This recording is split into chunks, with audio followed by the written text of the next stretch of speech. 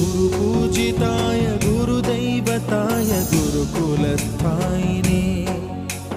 गुरुविक्रमाय गुह्यप्रवराय गुरवे गुणगुरवे गुरुदैत्यकलक्षेत्रे गुरुधर्मसदाराध्याय गुरुपुत्रपरित्रात्रे गुरुपाखण्डखण्डकाय गीतसाराय गीततत्त्वाय गीतगोत्राय धीमहि गूढगुल्फाय गन्धमत्ताय गोजयप्रदाय धीमहि गुणातीताय गुणाधीशाय गुणप्रविष्टाय धीमहि एकदन्ताय वक्रतुण्डाय गौरीतनयाय धीमहि